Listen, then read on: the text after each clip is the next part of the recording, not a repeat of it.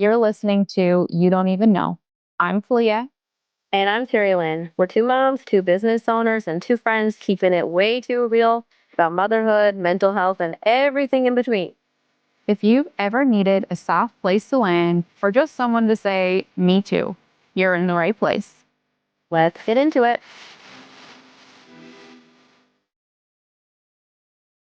Hello.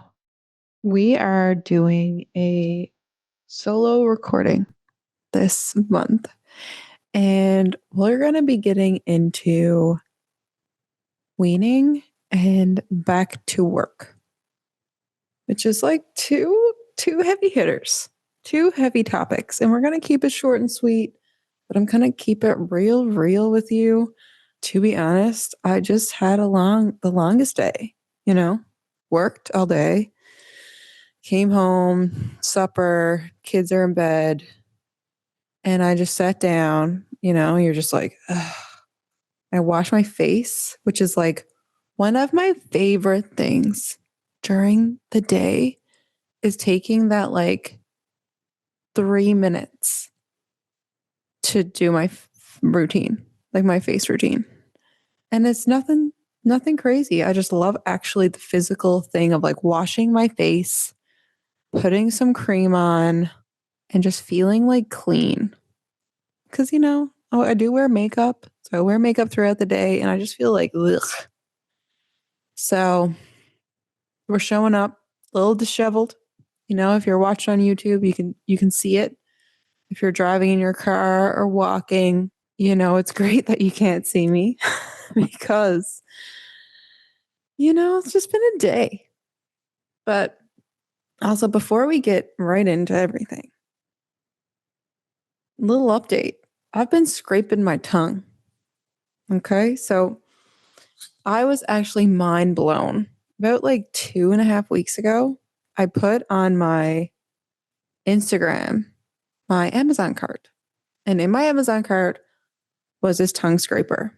And I'll be honest with you, it has been in my cart for a really long time. Because I was kind of skeptical, but I kept on getting like targeted for these things. And then when I put it in my story, I was gone over how many of you scrape your tongues on the regular. Like many of you are like, yep, been doing it for 4 years. I couldn't get over it.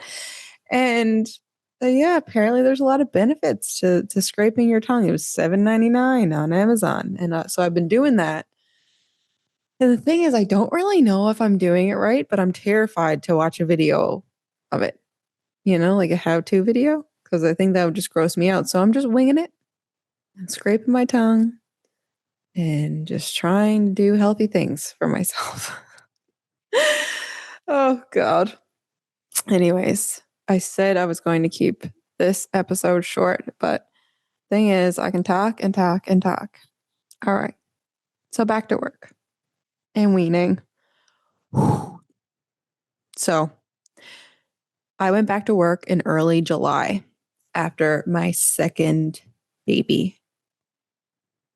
It was a trip. I'm not going to lie. And I want to say this before I get right in. I know I've said that like a million times now, but this is my experience.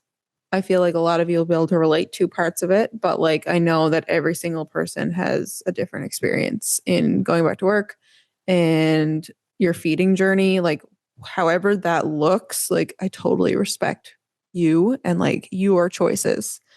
I'm just going to tell you about mine because, I just love talking to you guys. And I think keeping it real and talking about these things is important.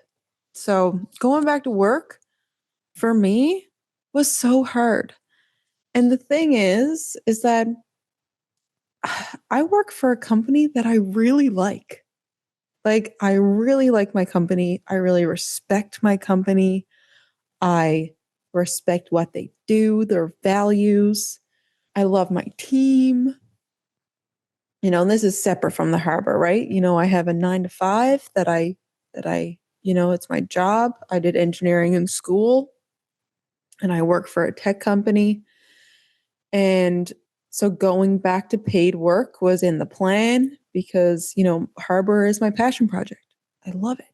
I do it on the side and it lights me up. And I think it's something that is needed and it fills a gap in perinatal mental health and like the care for birthing parents in the province. But, going back to that engineering tech world, honestly, I was very anxious leading up to it. And I felt it too after like on my first. So the build up was honestly harder than actually going back. So I found like honestly when my youngest turned 6 months, I was like, oh my God, I gotta go back to work soon. Now I know that's a bit extreme and I didn't feel anxious that whole time, but that's kind of like when it crossed my mind. And then I would say like I went back July 8th and I would say like June, I was like, oh my God, like next month I'll be going back to work. And it was just, I think what I find hard is just the transition. And the thing is that parenthood is full of transitions. You can't stop it. As soon as something feels a bit normal and you're in a groove, something changes. And that is also the beauty of parenthood and motherhood. But the lead up was tough. I think too, it was partially because we don't know if we're going to have another child. So that was in the back of my mind. I'm like, I'm never going to get this long of time again with my kids. And it's crazy because it feels so extreme at the time because it's like, it's not like you're never going to see them again, but it kind of feels that way. Like some days you're like, I'm going to go back to work and someone else is going to be taking care of my kid. And it's just this all consuming thing. And when I bring myself back to that time, I could almost cry because it's such a hard time for, especially the birthing parent. I know that there's a lot of partners that take pet leave and it's hard too, but I can only speak from my own experience. And gosh, like that transition is so hard for me, anyways. And I feel like a lot of people can relate to that. The first week back was pretty good. We actually have a mishmash of childcare right now. And I mean, childcare, that could be like a whole episode. So it's kind of a bit hectic because my youngest is going to different places on different days. And I'm very lucky that we can lean on family and slowly transition my youngest into care. But that part is definitely stressful too. Like I won't dive right into childcare, but man, oh man, we are in crisis. Like I see those Facebook groups of people like, like desperate to find childcare so that they can just go back to work, right? And it's this horrible thing of like, you probably don't feel like you want to go back to work, but you have to. And you also are, probably up till the last day or you don't find it. So it's just, golly, I feel for people. I wish that there was a solution for childcare, or I wish maternity leave was longer. I mean, even just the regulated, you can't until they're two. I think there's a handful of places in the province that take kids at one, but for the most part, until they're two, you're not getting them anywhere regulated. So you're paying anywhere from 25 to $80 a day or more, which is just nuts. And that means that a lot of people got to stay home, you know, because childcare is just so expensive. It doesn't make sense to go to work, which is crazy. And I think that taking the choice away from people who have kids, if they want to work and can't, or if they don't want to work, they want to stay home. It's just, I think people should have choice, and that is sometimes taken away from us. But anyways, end rant. went back to work. And I definitely had those conversations with a lot of people where I was like, I'm so happy to be back. Like, oh, like it's so nice and all this. And then I would like get off the call or like go to the bathroom and I would just like, if I was home working from home, I did have some tears. It's just like heavy. And again, it's crazy. And I feel for people that, don't like their job. I like, that's another level of hard, you're on the other level of hard there because, I really like the people I work with and I enjoy it. It's just like, I really find that transition hard. So it was just like trying to put on a happy face and really trying to get back into the groove and get back into, talking to adults all the time and using my brain in a different way. It was hard. It was rocky. And I mean, I'm still fresh. Like I've literally been back to work about a month and a bit. And my company moves a mile a minute. So from day to day, things are changing. So it's this huge transition and I'm trying to give myself grace because I mean, since I started work, we've all been on antibiotic. Like it's the summer. I feel like that should be illegal. So sickness is another thing when you're working. Like it's, gosh, like working and being a parent is not easy, especially, I'm now, it's new for me because I have two now, it's another change, going back to work with not just one, but two children. And I just feel like my youngest is there. He's still a baby. He's only 14 months old and he can't speak. He can say like "ga" and like he says "dis" and "dat." And I started laughing because I'm like, it's so funny. He says "dis." Like, why does he say that? And then I'm like, or he says "dat." And I'm like, you sound like such a newfie. And then I'm like, go get that. And I'm like, ugh. Like, I did not realize I said that. And he picked it up for me. But yeah, they're just so young. And listen, there's like I worked in the US for almost a year. And at the time I was young and I wasn't very empathetic towards parents. Definitely a bit ignorant, but you don't know what you don't know. I mean, they get no mat leave down there. Like you're lucky to get 6 weeks. I mean,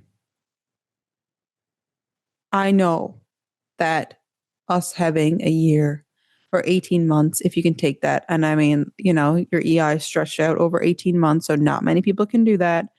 And depending on your profession, you may not be able to take a year. Or if you're a business owner, you may not be able to take a year.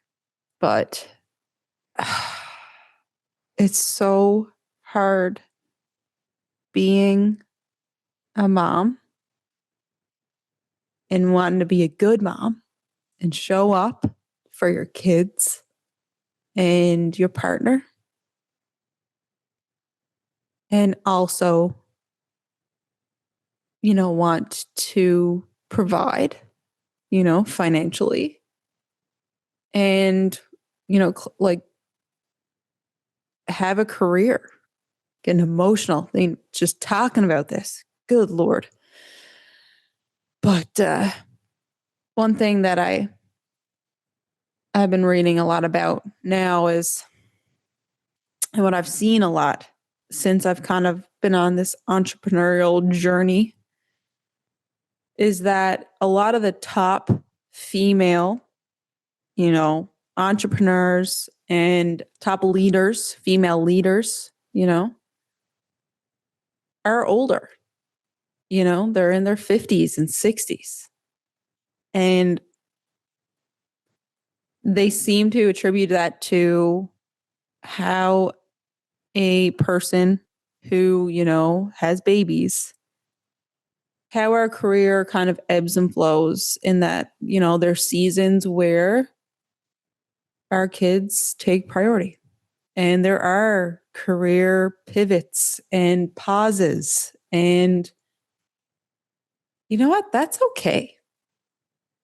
Okay. Like, I'll give you an example, my example. All right. I started out in oil and gas and was working in oil and gas.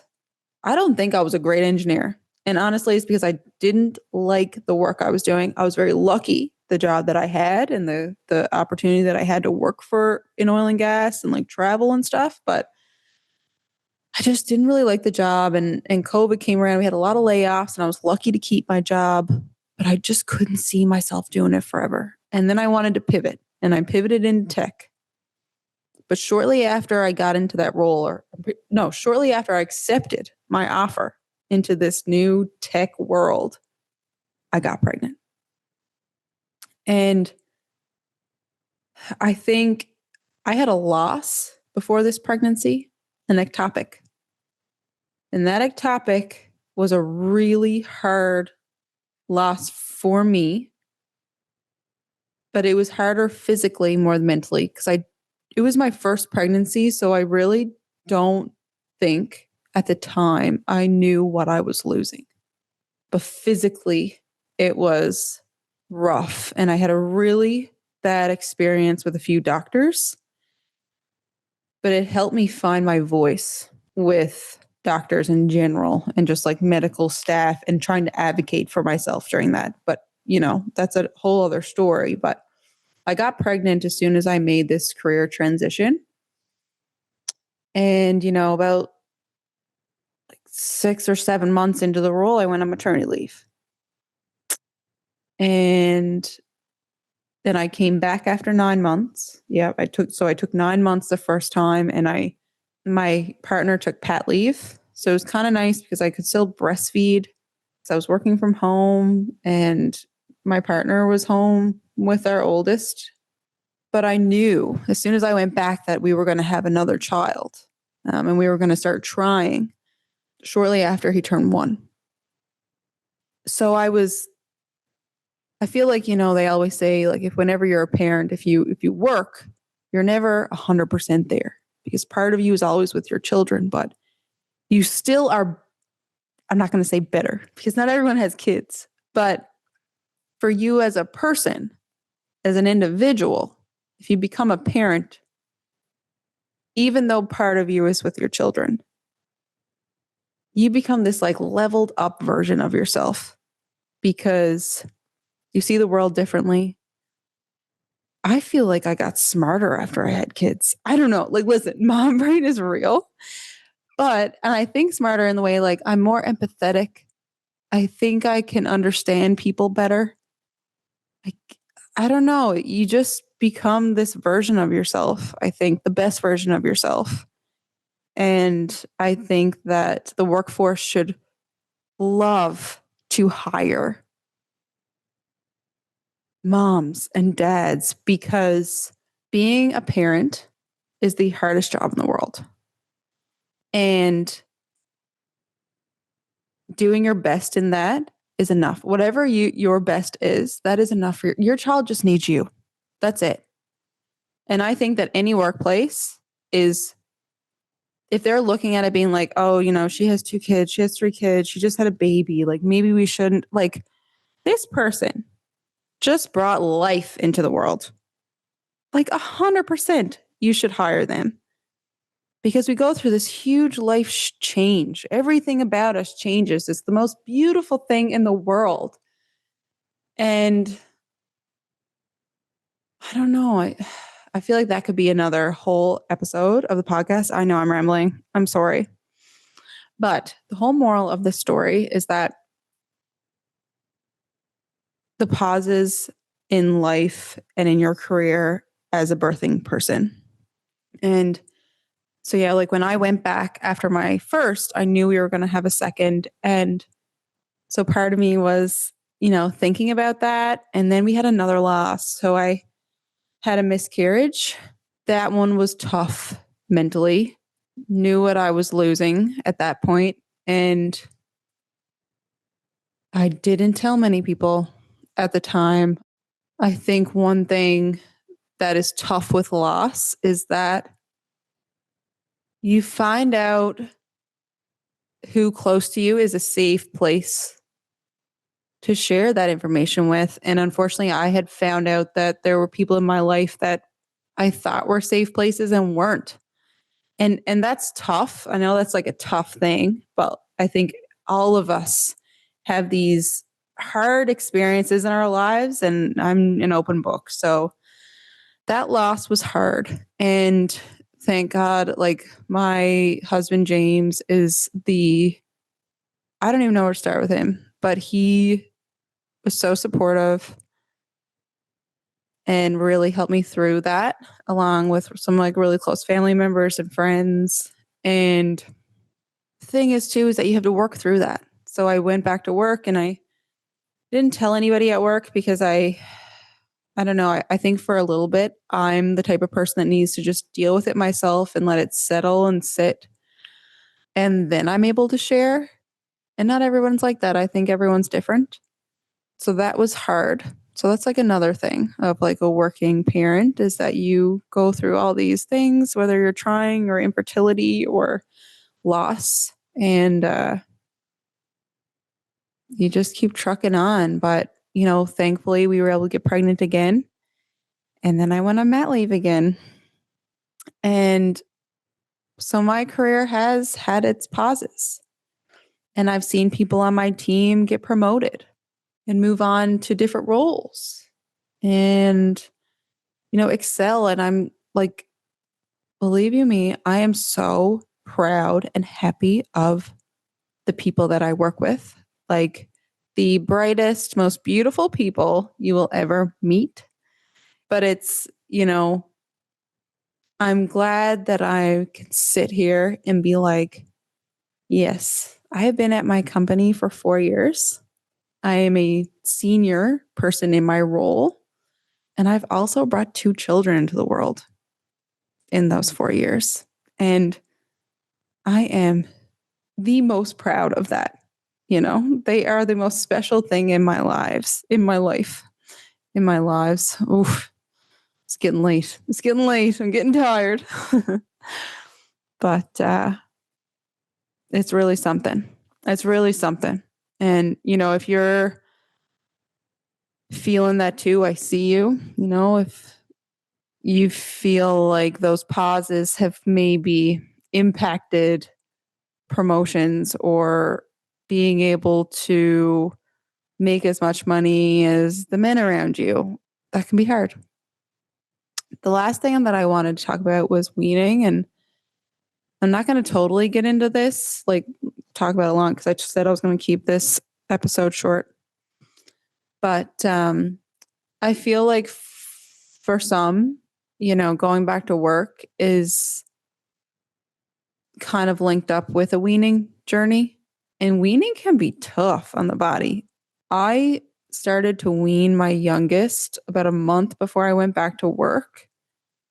So I was just weaning him back to just a morning and night feed. And my body hated me. Like I broke out. I was emotional. I was feeling all off. I don't know. I was all over the place. And I am on the birth control and Nexplanon, which I love, but I had so much bleeding for like so long, but I feel like my body was just like out of whack. And that is something that I don't think a lot of people talk about is like how weaning can impact you. And I shared some of that in my story just about like weaning and like how I was feeling out of it. And I had a handful of people reach out to say like, hey, like make sure you watch yourself because you can get, depressed and you can get really anxious. So I think that's also something to talk about. But the weaning too is hard on the head. If you decide to breastfeed or if you can breastfeed or if that's part of your journey. I know for me, I at this point, those morning and night feeds, I really look forward to. And I know that we won't be doing it much longer. I don't know. I don't have a timeline set for us. maybe he'll wean himself. I don't know. But yeah, gosh, we go through so much as women. Like, does it ever stop? And I know that when I drop that morning and night feed, that my body is going to go all out of whack again. It's just something else.